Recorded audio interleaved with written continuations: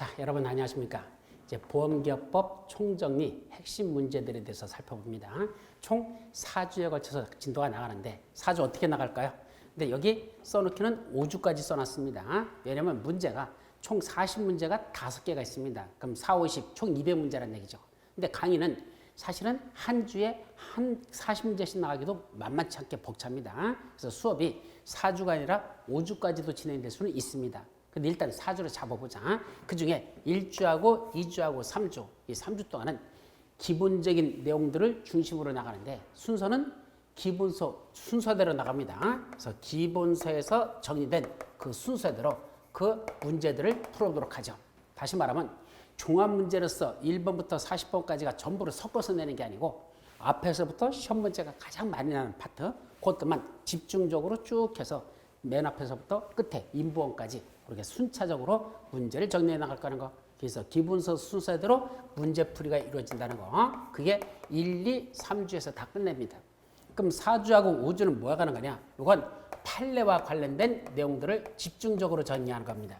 근데 4주, 5주까지 강의는 다 못할 것 같고 현재로 봐서는 4주차 강의에서 여기 4주차 판례 강의는 최근 판례를 중심으로 해서 다룰 겁니다. 그래서 이때 최근 판례라는 건 꼭 작년도하고 올해 초 판례까지만이 아니고 그래도 최근 4, 5년 내에 있었던 그 문제들을 집중적으로 정리하는 게 최근 판례고요. 그 다음에 시험 문제 중에서 판례 위주로만 낸 문제들이 있습니다. 그건 기출 판례라고 하죠. 그래서 이미 시험 문제가 났던 거 바로 그 기출 판례 요 중에서 반복적으로 출제되는 것들이 있으니까 그것도 40문제 정도를 다룰 겁니다.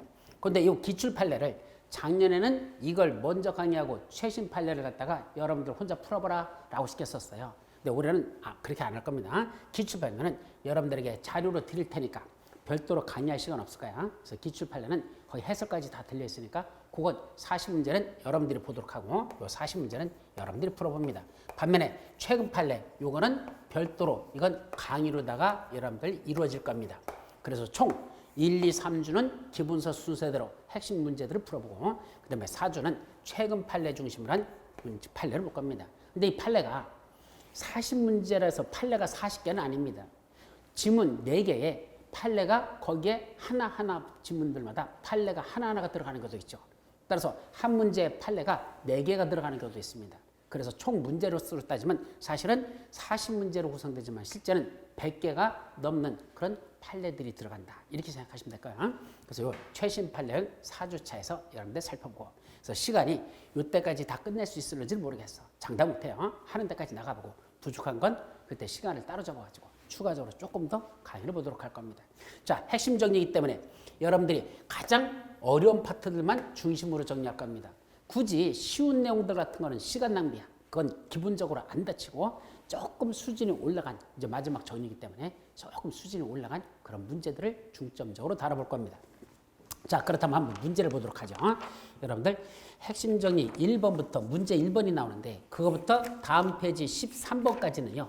1번부터 10번 30번까지는 자 1회차 총 이제 1회차에서 나가는 건데 1회차에서 1번 문제부터 13번 문제까지는요. 뭐에 관한 건다냐. 요거는 2014년도에 법이 일부 개정된 게 있습니다. 그건 여러분들 기본서 가지신 분들이 있으면 혹시 기본서 가지신 분들이 있으면 기본서 맨 앞에 보시면 상법 개정 주요 내용이 있습니다. 여기 목차 다음에 상법 개정 주요 나오는데 이거 2015년 3월 12일 시행이라고 되어 있습니다. 그럼 법은 언제 개정되느냐? 요 새로 된 개정상법에 관한 내용인데 이 상법 중에서 개정상법이 2014년 3월 11일 날 이게 공포가 됐습니다. 개정된 게. 그리고 1년 후에 시행한다라고 되어 있죠. 그럼 1년 후면 2015년 3월 11일이 아닙니다. 1년은 3월 12일이 되죠. 초일은 산입하지 않기 때문에 공포한 날은 따지지 않아요. 그 다음 날부터 계산하면 결국 3월 10일 이때부터 시행되는 법이 바로 개정된 상법입니다. 그래서 2015년 3월 10일부터 시행되는 이 개정된 상법 이거는 시험 문제에서 집중적으로 출제됩니다. 어차피 그 전에 1971년도에 개정된 거고 그 다음에 이때 개정됐으니까 상당히 긴 기간 후에 개정된 거죠.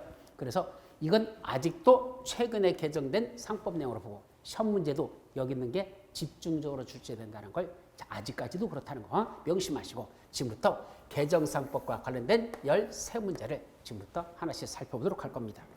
자, 그런데 이건 먼저 여러분들이 시간이 되시면 여기 기본서 11페이지부터야 여기 나와 있는 개정 이유, 주요 내용 그것들이 쭉 몇 개 안 돼요. 개정된 내용은 주요 그것도 쭉 있으니까 그걸 한번 읽어보면 아, 종전에 있던 법조문이 이렇게 바뀌었고 그렇게 바꾼 이유는 이런 이유 때문에 바꿨다라는 게 명시되어 있으니까 한번 풀어보는 것도 괜찮습니다.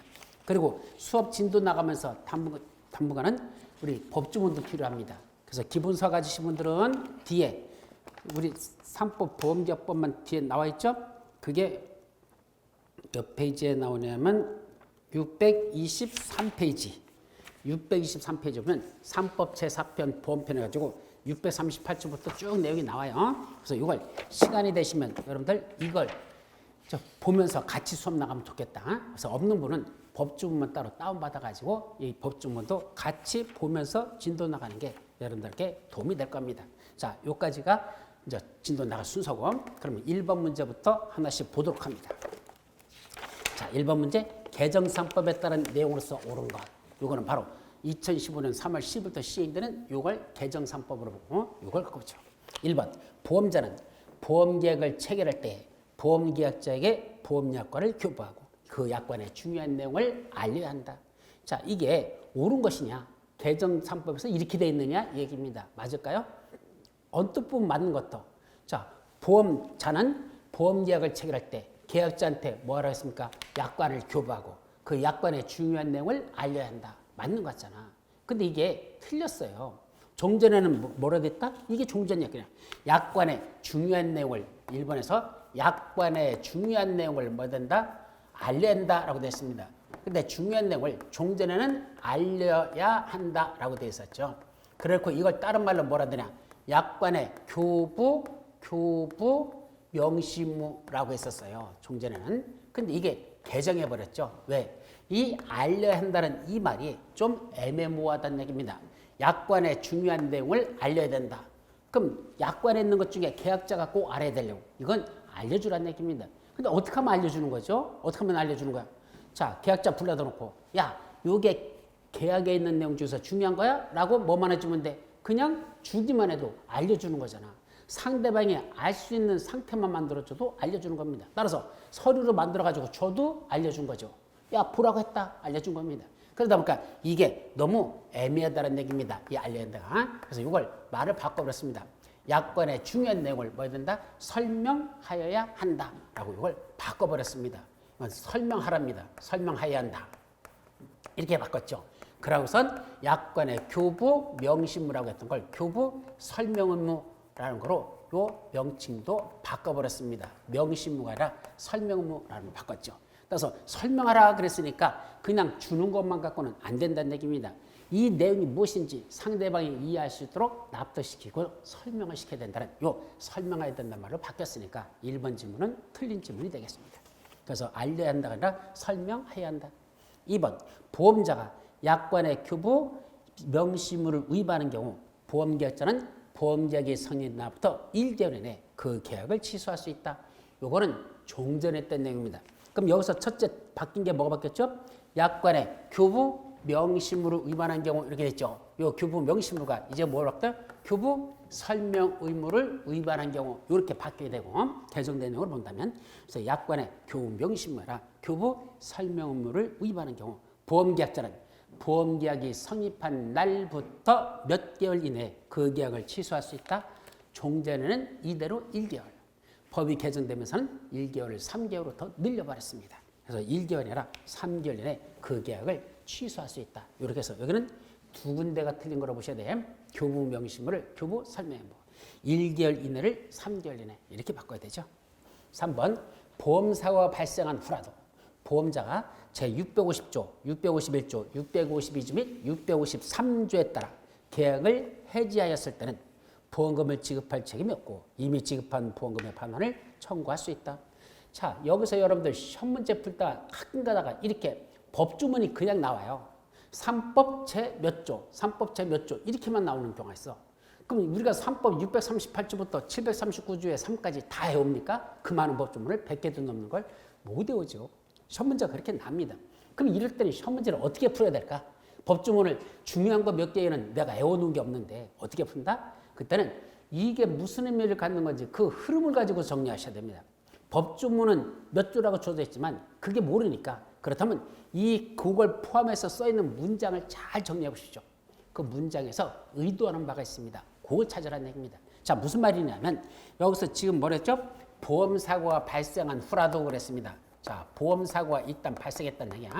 발생한 후라 하더라도 그 위에 뭐 했답니까? 몇 조에 따라 이게 몇 조에 따라서 뭐 했답니까? 그에 따라 보험계약을 해지하였답니다. 보험계약을 해지했답니다. 그러면 이때 이 해지는 누가 하는 겁니까? 일단 보험자가 해지하는 거거든. 그러니까 보험금 지급을 안 한다 그랬으니까 보험계약을 해지하는 건 보험자가 한 겁니다. 그럼 보험사고가 나고 난 이후에도 보험자가 계약을 해지할 수 있는 게 몇 가지가 있을까? 이제 그걸 여러분들이 공부한 데서 찾으면 이 조항 몇 조라고 나는 이것들을 하나씩 찾을 수 있습니다. 첫째는 자, 어떤 경우가 있었죠? 자, 여기 보험계약자의 청약이 있고 보험자의 승낙이 있어서 보험계약은 성립이 됐습니다. 그래놓고 계속보험료를 내기로 했어. 제1회 보험료 여기서 내기로 했고 여기서 제2회 보험료 내기로 했고 여기서 제3회 보험료를 냈어야 되는데 3회를 미납을 했습니다. 계속보험료 미납 안 냈죠. 그러면 보험자는 상당한 기간을 정해서 그 계약자한테 뭐라고 했죠? 최고 독촉을 하라 그랬습니다. 당신 일정 기간 내에 보험료 요날 보험료 약정한 날짜에 냈어야 되는데 그날 안 내셨거든요. 혹시 까먹으신 거 아닌지 언제까지 기간을 드릴 테니까 이때까지 보험료 내시기 바랍니다. 상당한 기간을 정해서 그 보험료 내시라고 일단 독촉장을 보내고 이게 최고하고 이때까지도 미납하면 이때까지도 안 내셨어요? 미납하면 그때는 그 보험계약을 뭐 할 수 있다? 해지할 수 있다 이겁니다. 자, 그런데 문제는 뭐죠? 이렇게 보험사고가 미리 여기서 보험사고가 났다는 얘기입니다. 여기서 보험사고가 났대요. 그럼 이건 뭐 한다? 보험자가 보험금을 지급해야 됩니다. 언제까지? 납입 최고기간이 끝나는 날까지는 보험기간입니다. 따라서 여기 실질적으로 다른 약정이 없으면 최초 보험료 낸 날부터 보험자의 보험기간은 진행되는 것이고 언제까지가 보험기간이다? 바로 납입 최고기간 끝나는 날 밤 24시까지 이때까지는 보험기간이니까 이때 사고 난 건 보험금을 지급해야 됩니다. 문제는 어디서 사고 났다? 여기서 보험사고가 발생했다는 얘기입니다. 그럼 보험사고 이때 났대. 그럼 계속보험료 미납이 있었고 이때까지 안 내고 있어서 그 다음에 보험사고가 났답니다. 그러고선 보험자가 그 계약을 이때 해지했답니다. 그럼 이때 보험사고 난 것에 대해서는 보험금을 지급하라 그랬죠. 보험기간이니까 이때는 보험금을 지급하라는 얘기입니다. 근데 지금 여기 써 있는 건 이때가 아니고 이때 보험사고 난 걸 말하는 겁니다. 그래서 이때는 보험금 지급합니까? 아니요. 보험금 지급을 거절할 수 있고 이미 지급했다면 그 지급한 보험료에 대해서는 반환을 청구할 수 있다.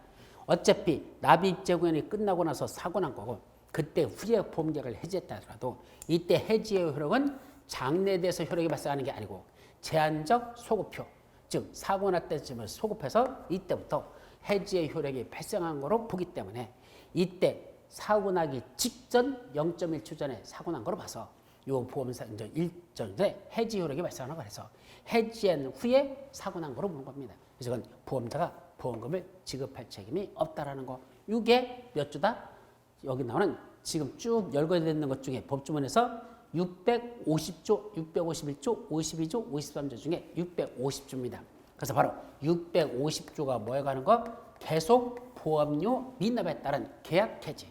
계속 보험료를 내셔야 되는데 미납했죠? 그에 따라 최고하고도 안 냈죠? 그래서 계약을 해줬답니다. 이미 사고 난 거, 요때 사고 난 거, 요거는 보험자 보상 책임이 없다라는 거. 요것이 650조와 관련된 것. 그거. 그럼 651조는 또 뭘까요? 자, 여기 청약과 승낙 요 사이에서 보험계약자나 피보험자가 부담해야 될 의무가 있죠. 청약과 승낙 들어갈 때 보험자나 보험계약자나 피보험자가 무슨 의무를 지죠? 고지 의무라는 걸 집니다. 요거는 다 지우고 이제 여기서 고지무라는 걸 부담하게 됐습니다. 근데 이때 고지무를 이행하지 않았습니다. 언제까지도 계약이 성립되는 승낙할 때까지도 고지무를 이행하지 않았다? 그럼 고지무 뭐가 된 거죠? 위반이 된 겁니다. 그 고지무 위반했다는 사실을 통상 언제 알더냐? 보통 언제 알죠?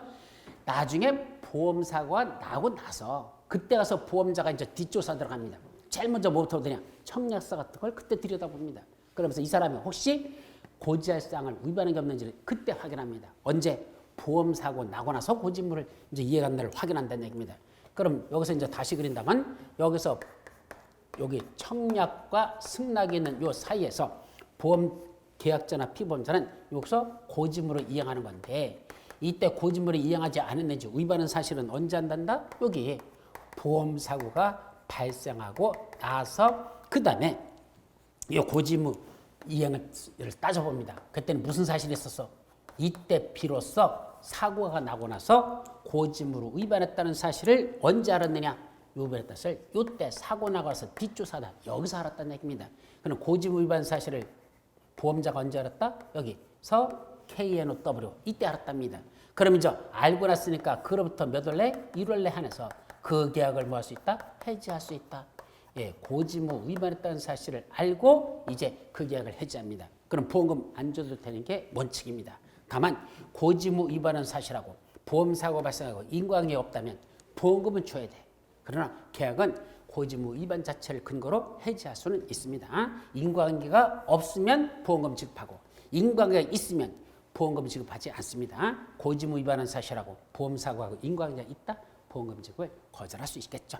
자, 어쨌든 이때 계약을 해지하고 인과관계가 있었다는 걸 알으면 그때는 보험사고 난 것에 대해서 보험금 지급을 안 해도 된다. 이게 고지무 위반했다는 계약 해지. 고지무 위반했다는 계약 해지. 이게 651조가 바로 이겁니다. 자, 계약이 성립되고 가다가 중간에 위험의 현전 변경 증가된 사실이 있었어.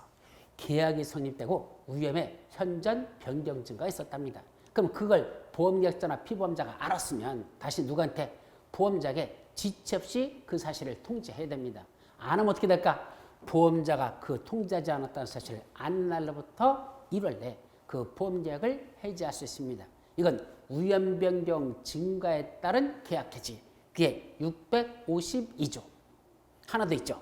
자, 중간에 위험이 왜 현저히 변경 증가됐더냐? 보험계약자, 피보험자 또는 보험수익자 이 세 사람의 고의 또는 중대한 과실로 위험이 현저히 변경 증가됐답니다.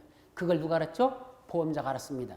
그러면 그 사실을 안 날로부터 역시 1월 내에 그 보험료 증액을 청구하거나 보험계약을 해지할 수 있다.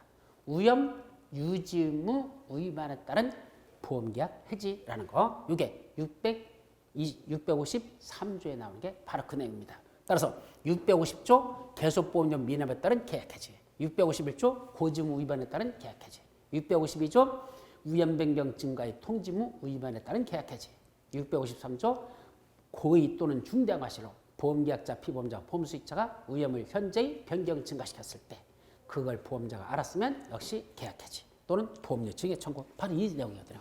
그럼 이 세 가지에 따라 계약을 해지했을 때는 그 보험금을 지급할 책임이 없고 이미 지급한 보험금의 판단을 청구할 수 있다. 다만 이제 단서가 나오죠.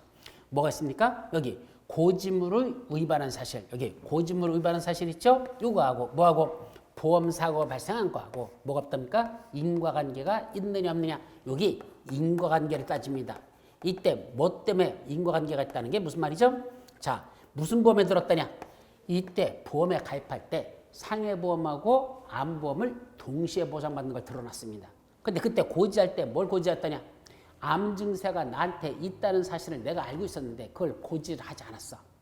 그래서 보험 들었어. 그럼 일단은 고지무 위반 상태였죠. 자, 여기서 사고가 났는데 뭐가 났더냐? 암이 발생했다는 사실을 이때 사고 난 게 이때 밝혀졌습니다. 그럼 어떻게 될까? 고지무 위반한 거고 암 발생한 거 인과관계 있는 거죠?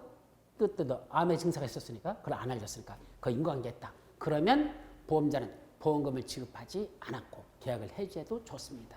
근데 문제는 뭐죠? 이때 고지무 위반한 건 암 증세 있는 걸 고지하자는 건데 사고 난 건 교통사고 나서 돌아가셨더라. 자, 교통사고입니다. 상해사고입니다. 그럼 질병에 대한 걸 고지하자는데 사고 나서 죽은 건 상해사고랍니다.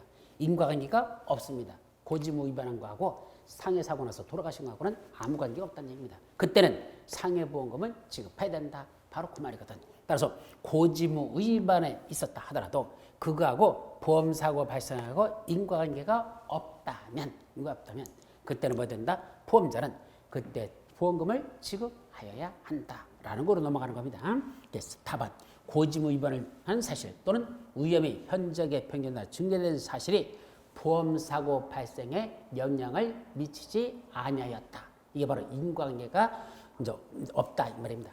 영향을 미치지 않았다. 이것 때문에 측면된 경우는 그때는 그러하지 아니하다. 예, 종전에는요 법조문에 여기 그러하지 아니하다라고 썼었습니다. 이때 그러하지 아니하다는 해석이 무슨 의미를 갖는 거냐 이것 때문에 학설의 논쟁이 상당히 심하게 벌어졌었습니다. 자, 첫째, 그때 그러하지 아니하다는 건 어떤 의미를 가질까? 고지무를 위반한 사실이 보험사고 발생에 영향을 미치지 아니하였음을 증명했다면 그때는 그러하지 않았다는 건 그 위에 써 있는 거죠. 보험금을 지급할 책임이 있다. 아까는 없다고 그랬잖아. 그때 고지무 위반에 따라서 사고가 났죠? 그다음 보험금을 지급하지 않아도 된다 그랬었는데 계약을 해지하고 보험금을 거절한다 했는데 그러지 않은 건 보험금을 지급하라는 얘기입니다. 즉 고지무 위반은 사실하고 보험사고는 인과관계가 없다는 것, 그에 영향을 미치지 않았음을 증명하면 그때는 그러하지 않아다 보험금을 지급할 책임이 있다. 이런 뜻입니다. 근데 문제는 뭐더냐? 그러면 계약을 해지할 수 있느냐 없느냐 이제 이게 문제가 됐었습니다. 그럼 계약을 해지할 수 있더냐 없더냐? 예, 일설에서는 계약을 해지할 수 있다. 예, 보험금은 지급하되 계약은 해지하자. 이런 설이 있었고 하나는 보험금은 지급하고 계약도 해지할 수 없다. 이렇게 해석합니다. 왜? 법조문에서 그러하지 아니하다라고만 써놨지 이 그러하지 아니하다는 게 구체적으로 무슨 뜻인지를 종전에는 그게 명시되지 않았기 때문에 그렇게 논쟁이 붙은 겁니다. 자, 그러하지 아니하다 보험금을 지급하라. 그런데 문제는 계약을 해지할 수 있느냐 못하느냐 이것도 여기서 그러하지 아니하다는 걸 거기다 붙여야 되느냐 이게 문제가 된 겁니다. 그래서 명확하게 뭐라고 명시했더냐? 예, 인과관계 없음이 증명되면 보험자는 보험금을 지급할 책임이 있다라고 바꿔버렸습니다. 그래서 종전에 그러하지 아니하다는 말은 지금은 보험금을 지급할 책임이 있다라고 명확하게 그렇게 문장이 바뀌어버렸다는 거. 그래서 결국은 보험금을 지급할 책임은 있으니까 보험금 줘야 됩니다. 뭐하고 인과관계 없으면 고지무 위반 사실하고 사고 난 거하고 인과관계 없으면 보험금을 지급하라는 얘기입니다. 다만 그러면 계약을 해지할 수 있느냐 없느냐? 그거는 여기서 그러하지 아니하다는 말이 없어졌으니까 이제는 그건 여기서 해석할 여지가 없습니다. 왜? 보험금을 지급할 책임이 있다 그 말만 써놨지 계약을 해지할 수 있느냐 없느냐 이거에 대해서는 언급을 안 했잖아. 그건 어디 가죠? 그건 앞조문으로 갑니다. 앞에 가면 뭐라 했더냐? 고지무를 위반했으면 보험자는 그 계약을 뭐 할 수 있다? 해지할 수 있습니다. 보험자가 그 사실을 안 날로부터는 1월 내, 보험계약을 체결한 날로부터는 3년 이내에 하나요. 그 보험계약을 해지할 수 있다? 예, 그에 따라서 고지무 위반한 사실을 근거로 계약을 해지할 수 있다는 거, 그건 가능합니다. 따라서 일단은 인과관계가 없으니까 고지무 위반과 보험사 인과관계 없으니까 보험금 지급하되 다만 고지무 위반이라는 이것만 독자적으로 그걸 근거로 해서 계약은 해지하는 것도 가능하다는 거 그렇게 해석하는 걸로 바뀌었다는 거. 이제 논쟁의 여지를 없애버렸습니다. 그래서 그러하지 아니하다를 보험금을 지급할 책임이 있다라고 바뀌었죠. 4번 보험금 청구권은 3년, 보험료 또는 적립금에 반환 청구권은 3년간, 보험료 청구권은 2년간 행사하지 않으면 시효의 완성으로 소멸한다. 자, 여기서 상법에서 소멸시효에 관한 게 나오는데 이때 소멸시효에 관한 건 몇 가지만 나오더냐. 자, 어떤 건 3년짜리고 어떤 건 2년짜리로 됐습니다. 이때 보험계약자 측에서 갖는 권리는 3년이고 보험계약자 권리는 3년이고요.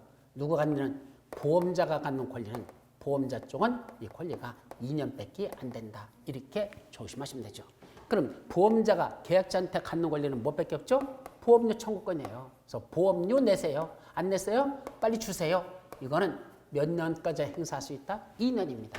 2년이 지나면 더 이상 행사할 수 없습니다. 이게 보험료 청구권 소멸시효는 보험자가 갖는 권한이니까 이거는 2년만 준단다. 그거죠. 반면에 보험계약자가 갖는 권리로서는 첫째, 보험금 청구권. 거기서 있잖아. 첫째, 보험금 청구권은 몇 년? 3년.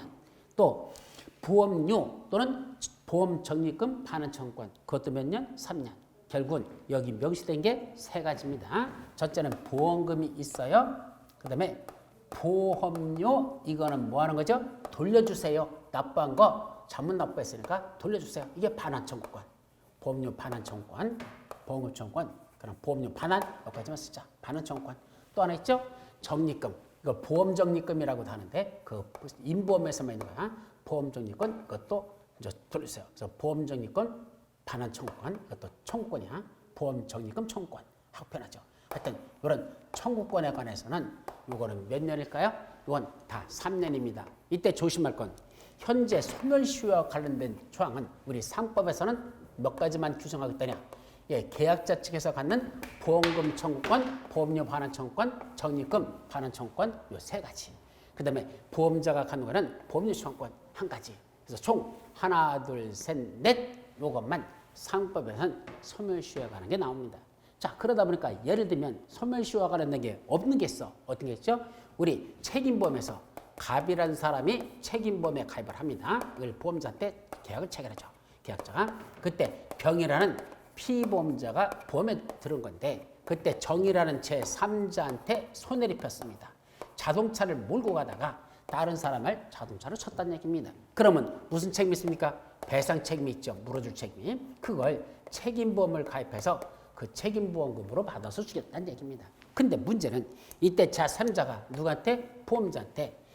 원래는 피보험자가 먼저 배상해주고 보험자한테 보험금을 받는 게 원칙입니다. 근데 이렇게 두 다리를 걷는 것보다는 차라리 직접 제3자의 이자가 피해자죠. 이 사람을 여기서는 피해자. 이때 피보험자가 가해자. 이렇게 됩니다. 그때 이 피해자인 제3자가 직접 보험자한테 야, 내가 받을 돈이 이자한테 받을 돈이 얼마니까 그거 주세요. 라고 청구하는 걸 이걸 뭐라 부른다? 피해자 직접 청구권이라고 표현합니다. 그때 이 피해자 직접 청구권의 소멸시효는 어디에 규정되어 있지 않다? 상법에서는 명시되어 있지 않습니다.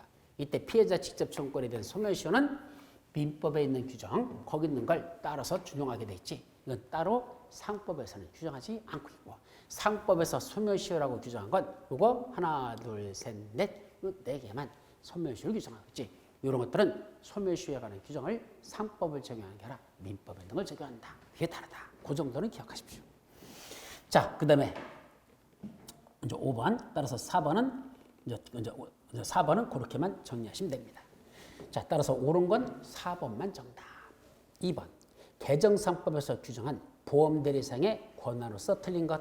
자, 이것도 지금 우리 대리상이라는 게 있고 대리점이라는 게 나오잖아. 이렇게 정리하세요. 우리 상법에서는 뭐라고 표현한다? 보험대리상이라고 표현한다. 보험대리상. 반면에 보험업법에서는 뭐라고 한다? 업법에서는 보험대리점이라고 한단다. 이렇게 크게 일단은 정리하시 바랍니다.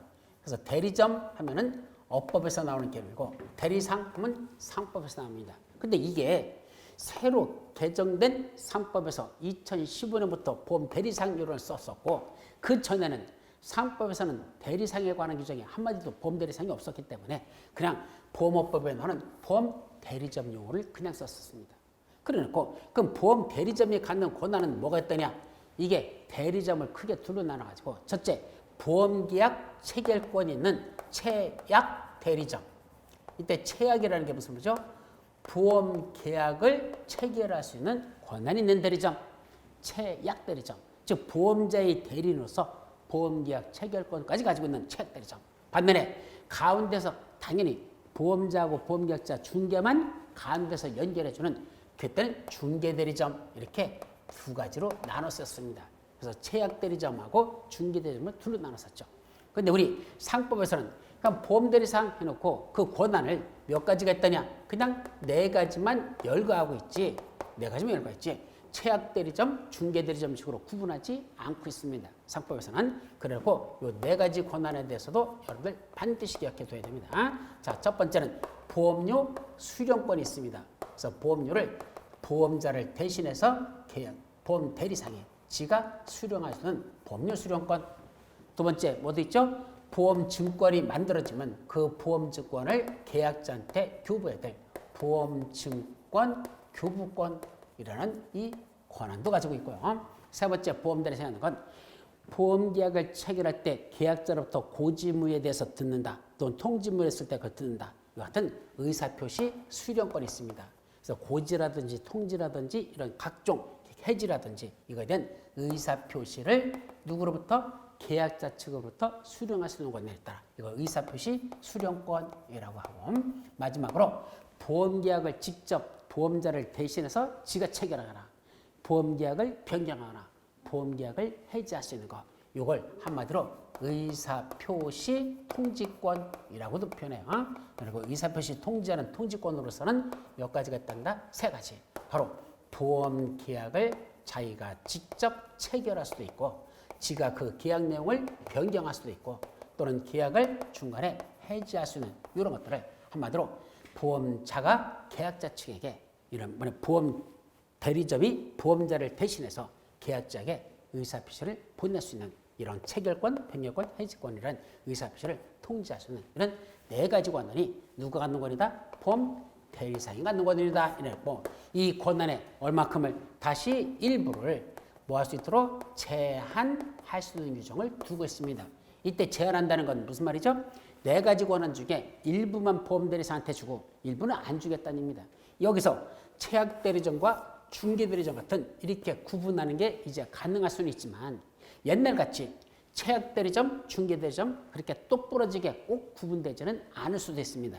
자, 어떤 의도가 있을까? 여기 일부를 제한할 수 있다 그랬으니까 어떤 대리사한테는 네 가지 권한을 다 주고 어떤 대리사한테는 3번까지만 권한 주고 어떤 대리상은 3번은 빼고 4번만 주고 어떤 대리상은 1번, 2번만 주고 이런 식으로 대리상마다 계약을 체결할 때 네 가지 권한 중에 일부는 제한해가지고 다 줄 수도 있고 일부는 뺄 수도 있다는 얘기입니다. 그때 최악대리점, 중개대리점 구분하듯이 딱 뺄 수 있다냐? 그렇게는 안 해도 된다는 얘기입니다. 그렇게 꼭쭉 잘라서 이거 보험료 수령권하고 보험주권 규분권만 있으면 중개대리점, 의사표시 수령권, 의사표시 통지권까지 다 가지면 최악대리점 이런 식으로 구분하지 않아도 되고 이 중에 한 가지만 빼도 가능하다는 얘기입니다. 다만 이때 중요한 건 이때 일부를 제한하면 그 제한한 내용을 누구한테는 대항할 수 없다? 선의의 보험 계약자에게는 이 제한한 내용을 가지고는 대항할 수 없답니다. 보험 계약자한테는 뭐 할 수 없다? 대항할 수 없다. 이게 또 무슨 말이죠? 이 말뜻이 참 중요한 건데. 자, 선의의 보험 계약자는 건 무슨 말입니까? 보험 대리상은 상법에서 네 가지 권한을 명시하고 있으니까 당연히 보험 대리상한테는 네 가지 권한이 있다는 걸 전제로 한다는 얘기입니다. 그런데 보험 계약자 입장에서는 이 대리상은 네 가지 권한이 다 있는 줄 알았어. 근데 사실은 보험자하고 보험 대리상하고 대리상 계약을 체결할 때 이 중에 몇 번은 뺐더냐? 3번은 빼기로 했답니다. 1번, 2번, 4번 권한만 주고 3번 권한은 안 주겠답니다. 그 사실을 누구는 모르고 있다? 계약자는 모르고 체결했답니다. 그럼 이때 3번에서 중요한 게 뭐죠? 의사표시 수령권. 즉 고지물을 보험계약자로부터 들어오는 고지를 누가 들을 수 있다? 보험 대리상이 지가 들으면 보험자가 들은 거로 본다. 즉 보험자가 받아야 될 고지 수령권을 누가 갖고 있다? 대리상이 가지고 있다는 얘기입니다. 근데 그걸 뭐 했다는 얘기야? 빼버렸다는 얘기입니다. 3번 상이 이 대리상한테는 안 줬답니다. 근데 문제는 뭐죠? 그 사실을 모르는, 즉 고지 수령권이라는 게 그 대리상한테는 없다는 사실을 보험계약자는 모르고 있었습니다. 그러고 나서 계약 체결할 때 그 대리상한테 구구절절히 얘기했어. 내가요 예전에 이런 위험을 가지고 있는 게 지금까지 존재하고 얼마 전에 이런 게 또 돈 났고 그래서 내 몸에 이러이러한 문제점이 있습니다. 라는 걸 보험계약자가 그 대리상한테 무슨 관련이 없는 의사표시 수령권이 없는 대리상한테 구구절절히 얘기를 했답니다. 그러면 보험자는 그 누구한테 선의의 보험계약자 대항할 수 없다? 대항한다는 건 자기 권리를 주장할 수 없다. 이 말이라 그랬죠. 그럼 무슨 권리를 주장할 수 없는 거야? 자, 그래서 선의의 보험계약자는 몰랐으니까 자기가 위험사항을 다 대리상한테 얘기를 했습니다. 근데 그 대리상이 보험자한테 전달이 안 됐습니다. 그리고 나중에 보험계약이 체결되고 나서 나중에 사고가 났습니다. 근데 뭐 때문에 났어? 자기가 고지했던 걸 알려줬던 거, 이러이러한 사항이 나한테 위험이 있다는 걸 알려줬는데 누구한테 알려줬어? 아까 대리상한테 알려줬죠? 근데 대리상은 보험자한테 연락도 안 한 거고 그러고 있다가 사고가 나면 그때는 보험자가 찾아가서 뭐랍니까? 야, 당신 이러이러한 거 알려야 되는데 안 알렸잖아. 고지부 위반이잖아. 그러니까 계약 해지하고 보고 묻죠? 라고 할 수 있느냐? 그렇게 보험자가 자기 권리를 주장할 수 없답니다. 결국은 설령 계약자가 뭐가 없는데도 고지무 수령권이 없는 보험 대리상한테 고지를 했다 하더라도 그때 보험계약자가 이 사람이 그런 수령권이 없다는 걸 모르고 있었다. 선의보험계약죠. 그럴 때는 보험계약자가 대리상한테 고지한 거, 그거는 고지한 거로 인정해 주는 겁니다. 따라서 그걸 가지고는 보험자가 나중에 고지무 위반이라고 해서 계약을 해지하는 거, 이거는 안 된다. 보험자가 그렇게 권리를 주장할 수 없다. 이게 대항할 수 없다라는 거. 요것들 여러분들 꼭 기억해 둘 중요합니다. 자, 그럼 1번. 보험계약자로부터 보험료를 수령할 수 있는 권한. 보험자가 작성한 영수증을 보험계약자에게 교부하는 경우만 해당한다. 그 영수증까지 주는 걸 보험자가 작성한 영수증을 줘야 된다면 누구만이죠? 그거는 대리상이 아니라 보험 설계사에 관한 규정입니다. 그래서 이 보험 설계사는요, 우리 상법에서는 명시적으로 표시하지 않았어. 보험 설계사라고 쓰지 않았어. 그럼 어떻게 써놨죠? 특정한 보험자를 위하여 계속적으로 보험계약을 중개하는 자에 대해서 특정한 보험자를 위해서 그 보험계약을 계속적으로 중개만 해주는 사람. 이게 보험 설계사고, 이 보험 설계사는 몇 가지 권한을 갖는다? 2가지 권한을 갖는다고 상법에서 명시했습니다. 첫째, 보험료 수령권이 있습니다. 두 번째는 보험료를 수령할 수 있고, 두 번째는 요거 보험증권을 교부할 수 있습니다. 근데 쟤는 보험증권 교부권이 이게 무슨 권리입니까? 보험증권을 갖다 교부하는 게 갖다 주는 심부름권인데, 이건 교부권이라면 보다는 저는 정확히 말하면 교부 의무가 맞을 것 같다. 보험증권을 교부할 의무, 이거지. 이게 무슨 권한입니까? 좀 웃기는 거죠. 어쨌든 2가지인데 다만 조심할 거. 이때 설계사는 보험료 수령권을 인정해 주려면 전제 조건이 있습니다. 보험자가 작성한 영수증을 줘야 됩니다. 보험자가 작성한 영수증, 이걸 발급을 해줄 때만, 보험료 받고 나서 보험자 작성 영수증을 줄 때만 설계사는 보험료를 수령한 거로 인정하겠다라는 거. 요거는 설계사한테만 적용되는 거지 보험대리사한테는 그런 말이 없다라는 거. 그래서 보험자가 작성한 영수증을 줘야지만 그때 수령권을 인정해 주는 건 설계사한테만 저기 해당한다는 거. 따라서 1번이 이건 대리상에 대한 권한이 아니고 설계사에 대한 권한이니까 1번이 틀린 정답. 2번, 보험자가 작성한 보험증권을 계약자에게 교부할 수 있는 권한. 이게 권한입니까? 정확히 말하면 의무지. 갖다 줘야 되는데. 하여튼 권한입니다. 3번, 보험계약자로부터 청약이나 고지나 통지나 해지나 취소 등 보험계약에 관한 의사표시를 수령할 수 있는 권한. 의사표시 수령권 있다 그랬죠? 4번째, 보험계약자에게 보험계약의 체결, 변경, 해지 등 보험계약에 관한 의사표시를 할 수 있는 권한. 의사표시를 한다?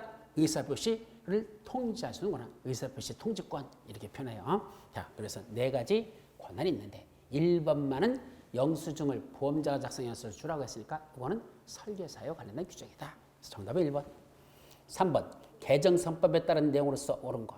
1번, 보험자는 보험 대리상과 대리점 계약을 체결하면서 보험료 수령권을 인정하면 고지 수령권도 인정해야 된다.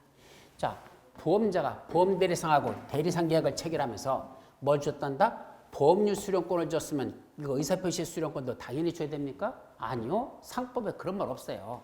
4가지 권한이 원칙적으로는 보험 대리상 계약을 체결할 때는 원칙적으로 4가지 권한이 있다는 얘기입니다. 다만 당사자 간의 약정에 의해서 이 중에 일부만 뭐 할 수 있어? 제한할 수 있습니다. 그런데 어떤 걸 제한하느냐? 이거는 당사자하고 약정해서 알아서 제한하라는 얘기입니다. 규제하지 않겠답니다. 다만 그렇게 제한했다는 내용을 모르고 있는 보험계약자한테는 그 제한한 내용을 모르는 계약자는 그 제한은 그걸 위반했다고 해서 계약자가 위반했다고 해서 계약자한테 책임을 물을 수는 없다라는 그것까지도 같이 기억하면 됩니다. 따라서 일단 대리상의 원이 틀린 건 1번, 이제 1번 개정선법에 따른 내용으로 오는 건 1번은 틀렸죠. 보험료 수령권을 인정한다고 반드시 고지 수령권도 인정해야 되는 건 아닙니다. 2번, 보험대리상에 고지 수령권이 없는 사실을 모르는 보험계약자가 그 보험대리상에게 고지무를 이행하면 고지의무 불이행이 된다. 자, 고지 수령권이 없는 사실을 모르는 보험계약자, 좀 전에 설명한 거죠? 그 대리상에게 그 보험계약자가 그 보험대리상에게 고지무를 이행했습니다. 자, 이 대리상은 고지 수령권이 없는 자였었어. 근데 그걸 누가 모르고 있어? 보험계약자가 모르고 있습니다. 이게 선의의 보험계약자. 근데 모르고 구구절절히 내가 어떤 위험을 갖고 있는지를 보험 대리상한테 다 얘기를 했습니다. 그럼 원래는 고지 수령권이 없으니까 내가 설명해도 고지무를 이행한 게 아니잖아. 그래도 그 사실을 모른다? 즉, 이 사람이 수령권이 없다는 사실을 내가 모르고 있었으면 그때는 이 계약자한테는 대항할 수 없다? 책임을 물을 수 없다는 얘기입니다. 결국 고지 의무를 이행한 것으로 보자 이렇게 되는 겁니다. 고지 의무 이행한 겁니다. 그래서 고지 의무 불이행으로 본다라고 됐죠? 틀렸어요. 고지 의무 불이행이 되는 게 아니라 고지 의무 이행으로 본다라고 했어야 되죠. 그래서 2번이 틀렸고 3번 보험 설계사는 보험료 수령권, 보험자가 작성한 영수증을 계약자에게 교부하는 경우만 해당. 맞죠? 은 있어도 보험주권 교부 권한은 없다? 아니요. 보험 설계사도 딱 두 가지는 있다. 보험자가 작성한 영수증을 교부할 영수증을 주고 보험료를 수령할 수 있는 권한하고 또 하나 보험주권 교부 권한 이 두 가지는 설계사한테 있다는 얘기입니다. 따라서 3번도 틀렸고 4번 타인을 위한 손해보험계에서 피보험자가 보험료를 지급하는 경우에는 보험주권을 그 피보험자에게 교부할 수 있다. 자, 타인을 위한 손해보험에서도 피보험자가 보험료를 대신 지급했답니다. 자, 그러면 이건 어디에 나오는 얘기냐? 이건 우리 한번 3법에 있는 걸 보셔요. 646조의 2. 이게 보험대리상의 권한에 관한 게 646조의 2에 되어 있습니다. 그 중에 제1항, 제2항, 제3항, 제4항 이렇게 나오는데 그 중에 제4항의 문제가 되는 겁니다. 제4항. 뭐로 되어 있느냐? 피보험자나 보험수익자가 보험료를 지급하거나 보험계에 관한 의사표시를 할 의무가 있는 경우에는 제1항부터 제3항까지 규정을 그 피보험자나 보험수익자에게도 적용한다. 자, 그 중에 제1항 중에 제1호, 즉 보험계약자로부터 보험료를 수령할 수 있는 권한. 누가? 보험대리상이 보험계약자로부터 보험료를 수령할 수 있는 권한이 있답니다. 근데 무슨 계약에서? 타인을 위한 보험계약에서 보험계약자가 보험료를 안 냅니다. 또는 보험계약자가 파산선고를 받거나 보험료 지급을 지체해버렸습니다. 그때는 뭐 할 수 있죠? 그 권리를 포기하지 않는 한 타인도 보험료를 지급할 의무가 있답니다. 이때 타인이란 손해보험에서는 피보험자, 임보험에서는 보험수익자, 이자들이 보험금 청구권을 갖는 거죠. 이자들이 그 보험금 청구권을 포기하지 않는 한 이자들도 2차적으로 계약자가 내면 2차적으로 이 피보험자나 수익자도 보험료를 납부할 의무를 준다는 얘기입니다. 자, 그 규정에 따라서 누가 냈다는 얘기야? 계약자가 보험료를 낸 게 아니고 피보험자나 보험수익자가 대신 보험료를 냈답니다. 그럼 제때 냈을 때 그때 누구한테 이 보험료를 증권을 교부해야 될까? 그 이번에는 보험자가 작성한 보험증권을 계약자한테 교부할 수 있는 권한. 그 누가 가질까? 이때 계약자한테 줘야 되는 걸 누구한테 준단다? 보험료를 납부한 피보험자나 보험수익자한테 그 보험증권을 교부해도 된다는 뜻입니다. 따라서 누구 말 대신에 보험계약자란 말 대신에 거기다 피보험자나 보험수익자란 말을 걸려옮기라는 얘기입니다. 따라서 보험자가 작성한 보험증권을 보험계약자에게 교부할 수 있는 권한에서 여기서 타인을 위한 보험에서는 말을 바꿔서 보험자가 작성한 보험증권을 피보험자 또는 보험수익자에게 교부하는 권한 이렇게 바꾸라는 얘기입니다. 어떤 때만 타인을 위한 보험계에서 보험계약자가 보험료를 납부하지 않았을 때 그때는 그 권리를 포기하지 않는 피보험자나 보험수익자가 보험료를 내야 되고 그때 보험료 냈죠? 그런 보험증권을 그자한테 교부해주면 된다. 이렇게 새겨들으라는 얘기입니다. 자, 따라서 근데 타인을 위한 손해배에서 피보험자가 보험료를 지급하는 경우에는 그 증권을 누구한테 준다? 그 피보험자한테 교부한다. 그렇게 해석하라는 얘기입니다. 그것도 맞는 문장. 따라서 정답은 4번. 자, 문제 4번. 개정상법에서 그 성질에 반하지 않냐는 법에서 준용하는 내용이 있다. 그 내용으로 틀린 것. 자, 그 성질에 반하지 않냐는 법리에서 준용한다는 게 무슨 말이냐면 원래는 우리 3법 제4편에 나오는 것들은 다 모여가는 거죠? 보험계약법, 이게 3법 제4편이잖아. 이거는 일종의 상행위와 관련된 거라 그랬습니다. 상행이니까 장사하는 거란 얘기입니다. 즉, 이윤을 추구하는 행위란 뜻이죠. 상행위, 이익을 남기기 위해서 하는 행위니까 이윤을 추구하는 이유가 바로 상해와 관련된 겁니다. 근데 이 상해와 관련된 이 법조항이 있는 걸 다른 데도 준용하는 게 있답니다. 그 중에 첫 번째 2편, 3법 제4편의 규정은 그 성질에 반하지 않냐는 법 내에서 상호보험, 공제, 그 밖에 이에 준하는 계약에 준용한다. 이렇게 상법에 명시되어 있습니다. 그럼 여기서 3법 4편에 나오는 규정들 중에 제일 많은 게 뭐죠? 보험계약 체결에 관한 것들부터 쭉 해서 상법의 여러 가지 계약에 관련된 내용 있잖아. 이거 어디에도 준용한다는 얘기야. 상호보험이나 공제 그 밖에 이와 이에 준하는 계약에 그것도 준용하라는 얘기입니다. 자, 그러면 여기서 나오는 이 보험계약법에 있는 보험계약하고 여기 상호보험이라는 거하고는 어떻게 다르죠? 원래 상호보험은 영리보험의 반대말입니다. 그래서 원칙적으로 우리 보험, 그건 업법에서 나올 거야. 영리보험하고 무슨 보험하고 나온다? 상호보험하고 둘로 나누자는 얘기입니다. 그럼 우리나라 현재 실제로 생겨진 보험회사들 전부 다 뭐죠? 우리나라는 영리보험에 따르고 있습니다. 이윤을 추구하는 겁니다. 그러다 보니까 무슨 법에 규정했다? 그래서 상법에 영리보험만 추구하고 있기 때문에 상법에 이걸 규정해 놨습니다. 근데 우리 보험업법에 가보면 상호보험에 관한 규정도 거기다 명시되어 있습니다. 근데 우리나라는 상호보험에 관한 건 보험업법에만 존재하지 현실적으로는 하나도 상호보험에서는 존재하지 않습니다. 왜 그러냐면 위에 건 영리목적이라고 그랬죠. 우리나라 대다수 보험회사들은 삼성이든 현대든 동부든 LG든 전부 다 그건 영리보험입니다. 반면에 상호보험은 어떻게 상호보험이죠? 자기들끼리 모여가지고 상부상조하는 겁니다. 상호간에 서로 상부상조하자. 어떻게 하는 거야? 모여가지고 공동 위험에 대해서 어떤 기금을 주성합니다. 그리고 그 중에 누군가가 사고 나죠? 그 기금을 거기다 줍니다. 그래서 1년 동안 결산을 받더니 돈이 남았어. 남으면 자기들끼리 나눠 가지면 되는 것이고 결산했더니 손해가 났어. 그러면 추가적으로 돈을 더 내라는 얘기입니다. 그것은 상호보험. 반면에 영리보험은 기업체가 지들이 보험회사가 영리목적으로 하는 거죠. 따라서 영리목적으로 추가하다가 손해가 났어. 지들이 감사합니다. 그건 더 달라고 할 수 없어. 계약자한테 달랠 수 없어. 지들이 감사하고 이윤이 났다? 자기들이 가지면 되는 거지. 그걸 계약자한테 돌려주진 않습니다. 그런 건 영리보험이죠.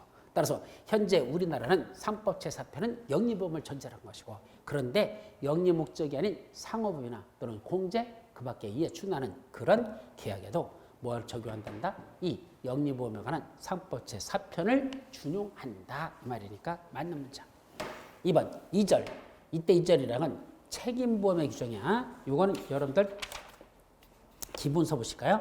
665조부터 한번 보죠. 665조 바로 위에 보면 제2장 손해보험 그랬습니다. 제1장 보험계약법 제1장 통칙, 제2장 손해보험, 제3장 인보험 이렇게 장으로 다 크게 3개 장으로 나눠놓고 다시 또 제2장은 제1절 통칙 그 다음에 넘어가 보시면 제2절 화재보험, 제3절 운송보험, 제4절 해상보험, 제5절 쭉 넘어가서 그 다음에 719조 책임보험 그 다음에 제6절 자동차보험, 제7절 보증보험이라는 게 나옵니다. 그래서 이런 식으로 보험 종목이 쭉 나눠져요. 그 중에 이제 우리 문제로 들어와서 거기 보시면 2절 이때 책임보험의 규정 그러니까 책임보험이니까 아까 제4절이었나요? 그죠? 손해보험 제1절 통치 그다음에 화운 해책 그러니까 운 해상보험 책임에서 제5절 5절에서 책임보험이 나오네. 따라서 제5절에 나오는 책임보험 이게 2절의 규정은 책임보험 제5절에 관한 규정은 이 말이야. 그 2절의 규정은 그 성질에 반하지 않으면서 어디에다 준용한다? 재보험계약에 준용한답니다.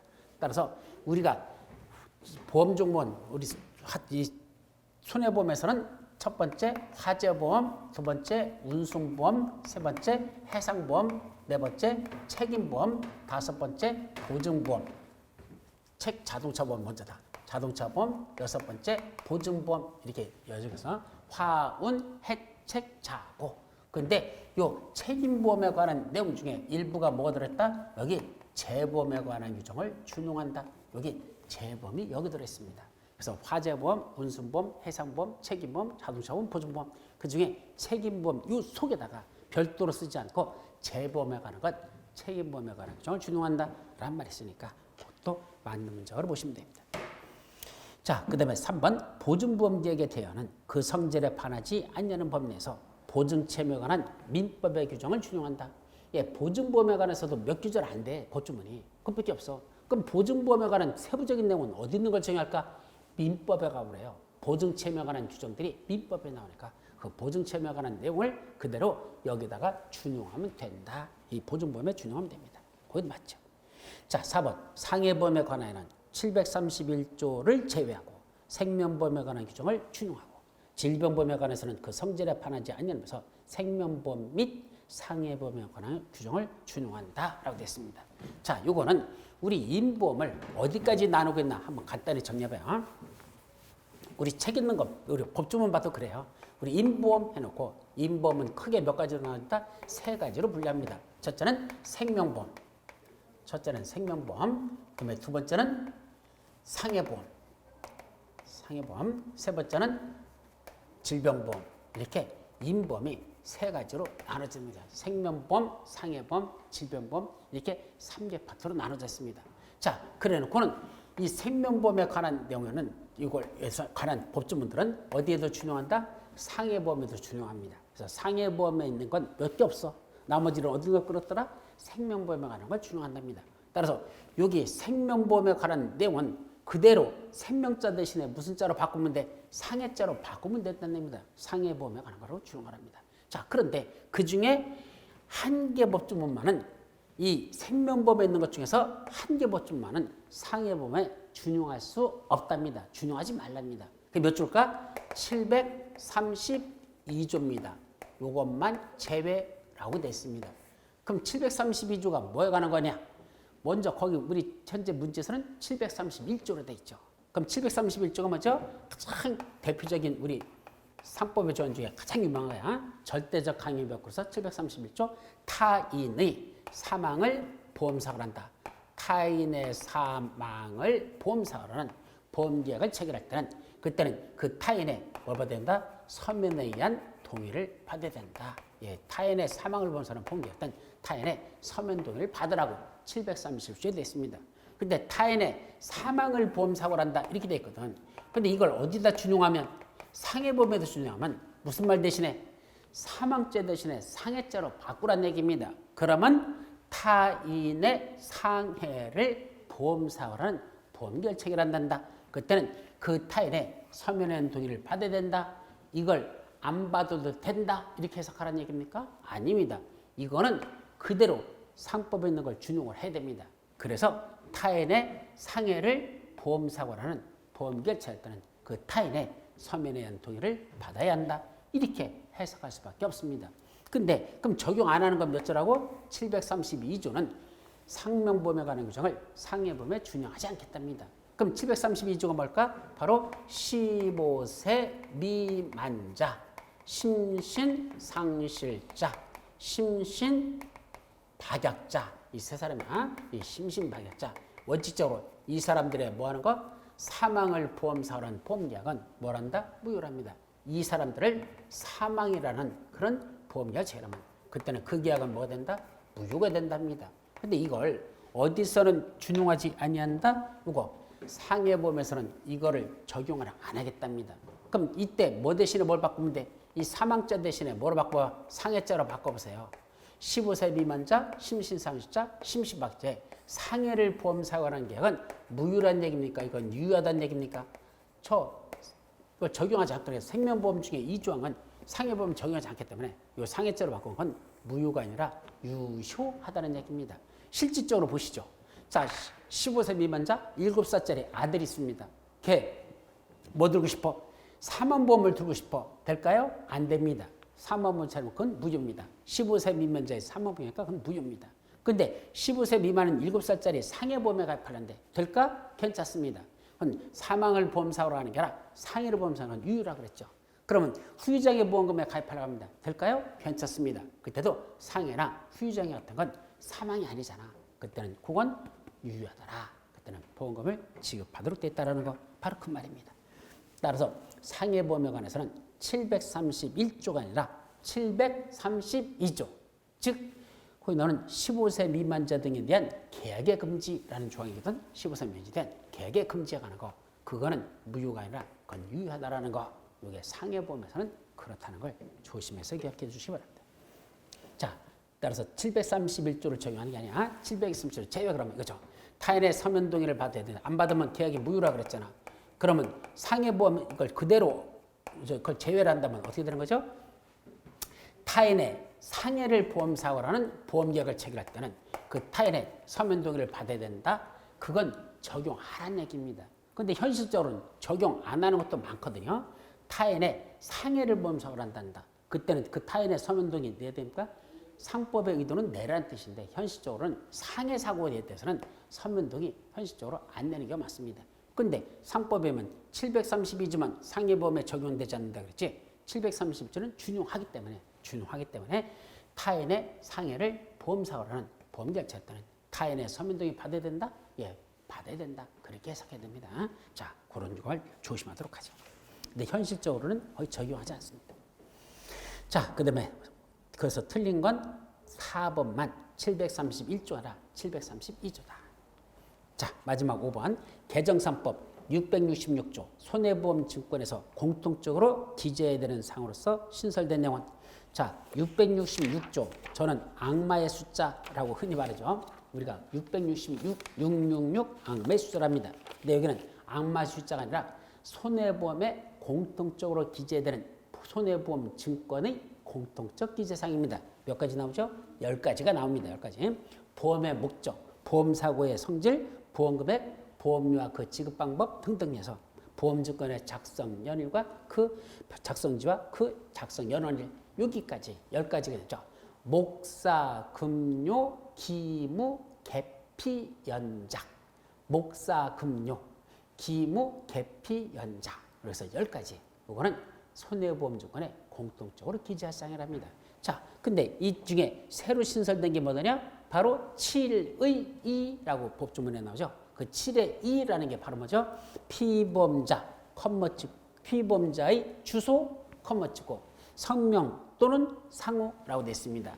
바로 그 내용이거든. 자, 뭐가 새로 신설된 거다? 피보험자의 주소, 성명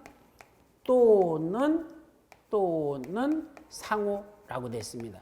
그러다 보니까 이게 무슨 말이더냐? 여기 또는 하고 되어 있잖아. 그럼 앞에 컴마도 뭐죠? 이거 또는이에요.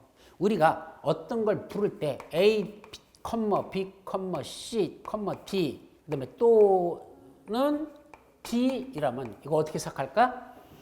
D가 또는 돼 있으면 앞에 있는 컴마들도 다 뭐라 이 컴마 찍어서 다 또는입니다. 그럼 A 또는 B 또는 C 또는 D 또는 E 이 말이죠. 그럼 결국 이 말은 무슨 말이야? A부터 C, D, E 5가지가 각각이라는 얘기입니다. A가 있거나 또는 B만 있거나 또는 C만 있거나 또는 D만 있거나 또는 E만 있거나 5가지 중에 한 가지만 있으면 이게 바로 또는 자는 이렇게 해석하는 거고 반면에 A, B, C, D 및 E 이렇게 쓰면 어떻게 되죠? 이 밋이라는 건 and라 뜻이잖아. 그럼 앞에 있는 컴마도 다 무슨 뜻이다? 이것도 and입니다. A와 B와 C와 D와 E 이 말이죠. 결국 몇 가지가 있어야 돼? 밑에 건 5가지가 다 있어야 된다 이 말이야. 그래서 위에 거는 5가지 중에 한 가지만 해당하면 된다. 반면에 밑에 거는 5가지가 다 들어가야 된다 이 말입니다.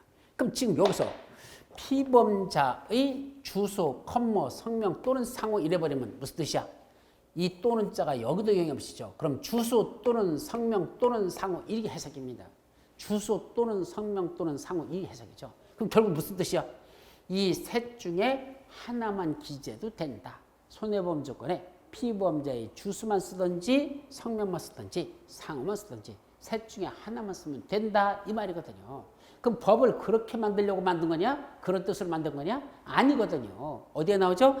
7에 2 말고 바로 위에는 7. 거기 보니까 뭐가 나오죠? 보험계약자의 이 계약이죠. 보험계약자의 무엇입니까? 의 주소와 그 다음에 성명 또는 상호 밑에는 위에는 이렇게 썼습니다. 그죠?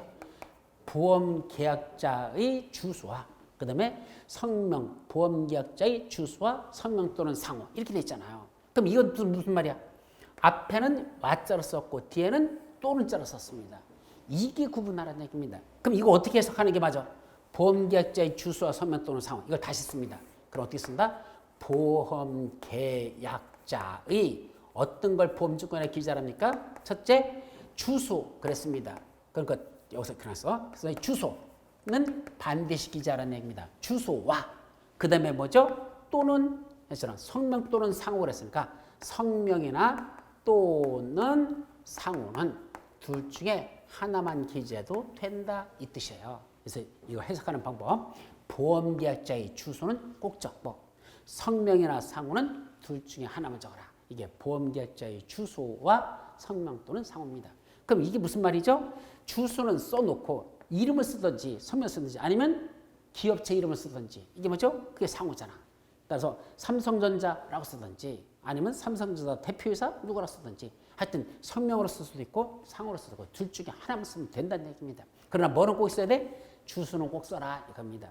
왜냐하면 이름과나 상호가 같은 사람들도 있으니까 주소는 꼭 쓰고 성명이나 상호는 둘 중에 하나만 쓰면 된다 이 말이죠. 근데 여기도 그런 의도로 만든 거예요. 피보험자의 주소는 꼭 쓰고 성명 또는 상호 둘 중에 하나만 써라 이렇게 만들려고 했는데 하다 보니까 와자 쓰기가 귀찮으니까 컴마로다 덜컥 찍어놨네. 근데 이 컴마가 와자로 해석되는 게 아니라 뒤에는 또는 자로 해석한다는 거. 그래서 주소 또는 성명 또는 상호에서 셋 중에 하나만 있으면 돼. 아, 이 성명이나 상호는 없이 주소만 달랑 적어놓으면 그게 어떻게 되는 겁니까? 주소만 적어서 이 사람이 누군지 어떻게 알아? 그건 말도 안 되는 소리죠. 하여튼 법적 해석은 저렇게 되게 돼 있다는 거. 그래서 정답은 3번 피보험 주소, 컴마, 성명 또는 상호라고 해야지만 그게 맞는 문장입니다. 아셨죠? 자, 여기까지가 여러분들 이번 시간 정리하고 나머지는 다음 시간에 예상하도록 합니다. 쉬었다 가시죠.